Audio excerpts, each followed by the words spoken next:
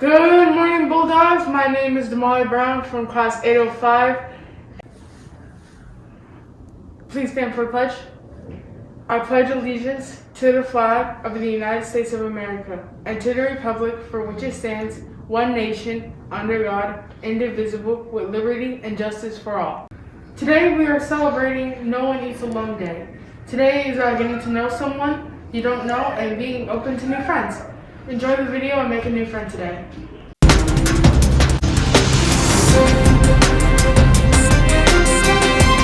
Welcome back. Today, schools across the country, they took a stand to see that no child had to eat alone at lunchtime.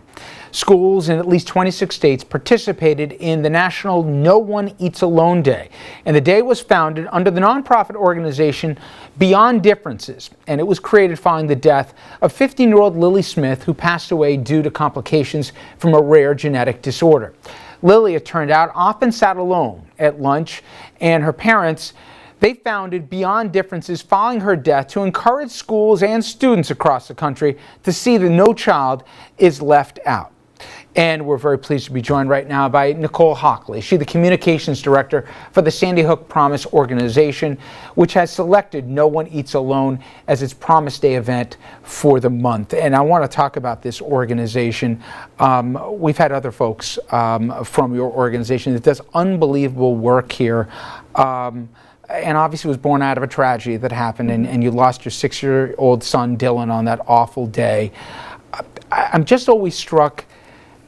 I think a natural inclination, at least for a lot of people, would be to try, even though you can never make the day go away, to shut down in a way. But you guys have chosen to not only talk about that and what we can do to prevent those other tragedies like that from happening again, but also to reach out to other groups and to give awareness that your organization can help provide.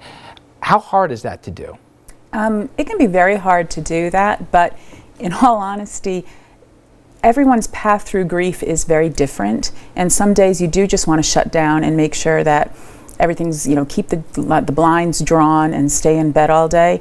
But for me and some of the other people that I work with, doing nothing isn't really an option. We want to make something positive come from this tragedy. We want to protect other children, and we want to ensure that no other family has to go through the feelings that we experience every single day. I've heard some folks say in connection with this initiative that you guys have helped make your cause this month that you're highlighting about No One Eats Alone, that there's a lot of kids that are probably either marginalized or even ignored. And there's different kinds of isolation where we all know about bullying, but there's also the kids that sit alone and no one will talk to them, and the parents of this young girl, they found out a lot after she passed away from her illness and complications that she was alone far too often at school, and she didn't have friends and everything else. So give an idea of the genesis about how this all came about.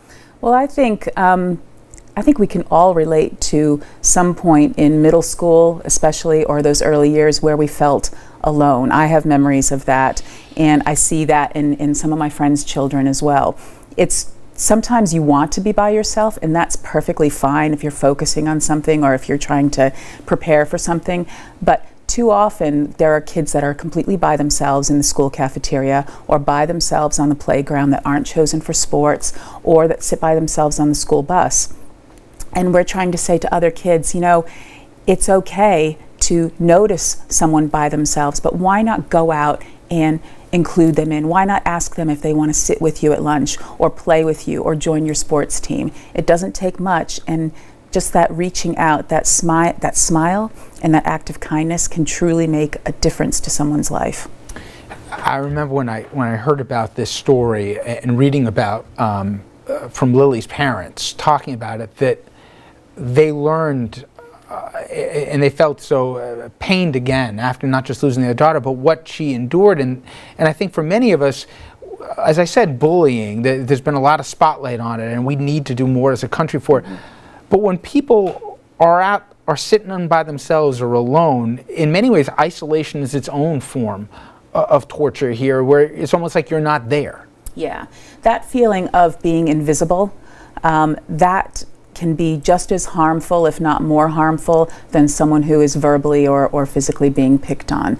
That feeling that no one cares or no one notices you, that can do tremendous damage to your self-esteem and your confidence, and can cause you to further draw away from other people. And that has all sorts of effects as well that we want to get rid of. Well, you guys have helped bring attention to this, and it's taken off. More than half the states in this country have decided today to put a face on this. Give an idea about what you've seen. I know you've flown in today. You were in Ohio, I believe, earlier today, right? I've been in Ohio all week, from Cincinnati all the way up to Youngstown and all the cities in between, talking to different elementary and middle schools, sitting down with them at lunchtime, having conversations with the boys and girls, and ensuring that they're all sitting down. Their principals and administrators have been fantastic, and the enthusiasm and the smiles is it's contagious.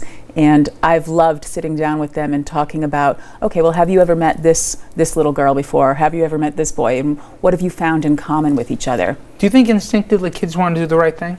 I absolutely believe kids instinctively want to do the right thing, but for us as adults, I think it's our job to help role model best behavior and encourage those behaviors. And then that just becomes culture, that just becomes the way a school operates.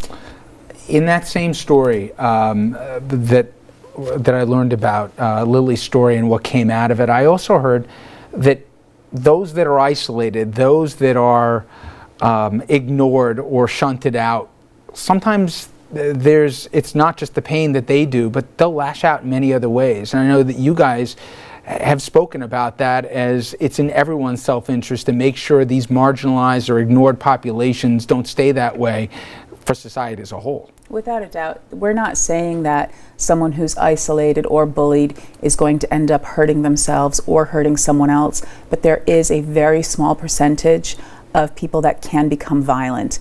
And what happened at Sandy Hook, I think, is an example of that. And who knows what might have been different if maybe someone had just spent a little more time with our shooter.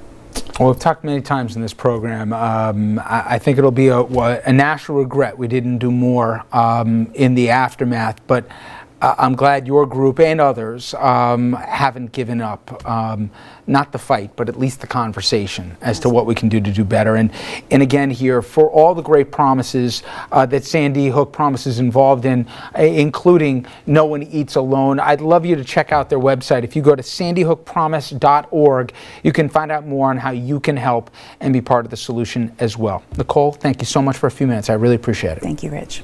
We'll be back on RFL right after this.